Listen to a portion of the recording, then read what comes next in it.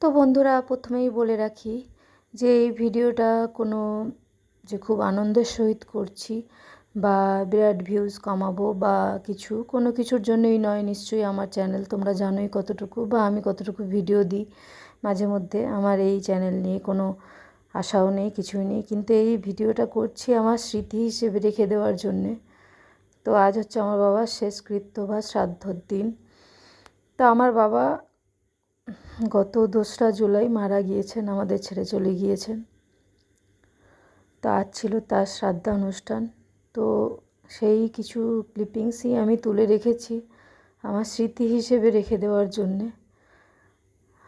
তো আমার এই চ্যানেলে সবসময় আমার আনন্দ, আমার জীবনে কিছু স্পেশাল দিন এইসবেরই ভিডিও আমি বানাই। রেগুলার বেসিসে যে আমি ব্লগ করি সেরকমটা নয়। তো এই ভিডিওটা এই জন্যই করেছি যে এটা সারা জীবন স্মৃতি হিসেবে আমার কাছে থেকে যাবে। তো বাবা 2রা জুলাই রাত্রে হঠাৎ করে মারা গিয়েছেন। অসুস্থ ছিল অনেক দিন থেকেই, 25 সালের অক্টোবর মাস থেকেই বাবা অসুস্থ ছিল, স্ট্রোক হয়েছিল। তারপর থেকে বিছনা শয্যা ছিল। প্রথমে তো একটা দিক মানে বাঁ পাশটা পড়ে গিয়েছিল, মানে বাঁ পাশটা ছিল।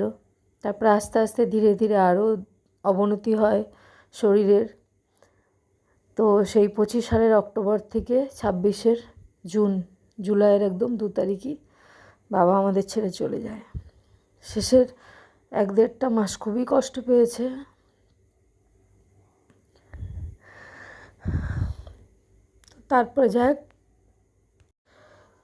তারপরে বাবা একদম মুক্তি পেয়ে গেছে এই যন্ত্রণা থেকে সারা জীবনের জন্য। সেই ছোটোবেলায় মা মারা গিয়েছিল, তারপরে ছিল বাবা। তো বাবাও চলে গেল। মোটামুটি আমি অনাথ, মা বাবাহীন। তো বাবা শেষের দিকটা এতটাই কষ্ট পেয়েছিল, বাবাকে দেখতে গেলে চোখের জল নিয়ে বাড়ি ফিরতাম সব সময়। খুব কষ্ট হতো, খুব অসহায় লাগতো। তো বাবার আত্মার শান্তি পাক এই কামনা করি। বাবা মা দুজনেই ভালো থাকুক, দুজনে একের সাথে। আমি যখনই বাবার সাথে দেখা করতে যেতাম, বাবা একটাই কথা বলতো, তোর সামনেই মরতে চাই। কিন্তু আমি বাবাকে শেষ সময় বাবার পাশে থাকতে পারলাম না। আমি নিজে এতটাই অসুস্থ ছিলাম, বেশ কয়েকদিনে আমি বাবার সাথে দেখা করতে যেতে পারিনি। সেটাই আমার সারা জীবনের আফসোস রয়ে যাবে।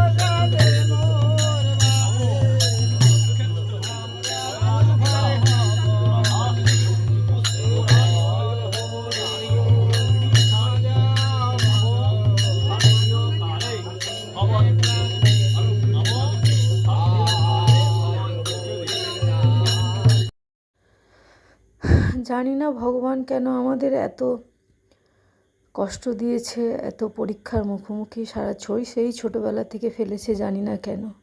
যখন মা মারা যায় তখন একরকম স্ট্রাগল ছিল জীবনে, মা চলে যাওয়ার পরে সেই জীবন সে একরকম, এখানে বলতে গেলে ইতিহাস হয়ে যাবে। তারপরে বাবা ছিল, বাবা প্রচণ্ড ভালোবাসতো। এখন বাবাও চলে গেল।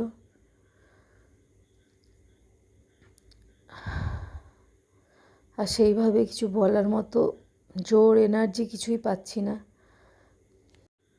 বাবা যখন প্রথম স্ট্রোক হলো 25 সালে অক্টোবর মাসে, তারপরে মোটামুটি বাবা সুস্থ হয়ে যাওয়ার দিকেই ছিল, সুস্থ হয়েও যেত হয়তো। তখন বাবাকে কিছু বললে মনের জোর দিলে বাবা খুব আশায় থাকতো, বাবা খুব আশায় ছিল বাবা একদিন হাঁটবে, হেঁটে নিজের পায়ে হেঁটে ঘুরবে। খুব আশা ছিল, বেশ কয়েক মাস খুব আশা নিয়েই বাঁচছিল যে হয়তো ঠিক হয়ে যাবে সব কিছু। তারপরে আস্তে আস্তে বাবার শরীরের অবনতি হতে থাকলো, বাবা সব আশা ছেড়ে দিল, বাঁচার আশাটুকু বাবা ছেড়ে দিয়েছিল লাস্টের দিকে। সব সময় বলতো, মরে যেতে চাইতো, বলতে এইভাবে বাঁচতে ইচ্ছে করে না, সবসময় মরে যেতে চাইতো। মেয়ে হিসেবে এই কথাগুলো গিয়ে যখন শুনতাম, বাবাকে দেখতাম, শুনতাম, আমারও ভীষণ মন খারাপ হয়ে যেত, কিন্তু আমার কিছু করার ছিল না। শেষের দিকটায় বাবা ভীষণ একা হয়ে গেছিলো, বেশিরভাগ টাইমই ঘরে একাই থাকতে হতো বাবাকে, সেটাই বাবাকে বেশি কষ্ট দিত। আমিও যখন দেখতে যেতাম হয়তো দেখছি বাবা একা শুয়ে আছে। আমার মা সেই 1996 সালে 4 জুন মারা গিয়েছিল, আর বাবা মারা গেল 26 সালের 2 জুলাই। বাবা যেই সময়টা মারা গেল আমিও সেই সময় অসুস্থ ছিলাম, বাবাকে বেশ কয়েকদিন দেখতে যেতে পারিনি। তো খুব মন টানছিল আমার যে একটু সুস্থ হলেই বাবার সাথে দেখা করে আসবো, কিন্তু সেই সুযোগ ভগবান আর আমাকে দেয়নি। আমি মনে কষ্টই পেলাম যে দেখতে যেতে পারছি না, আমি অসুস্থ ছিলাম, তার মধ্যেই বাবা চলে গেল।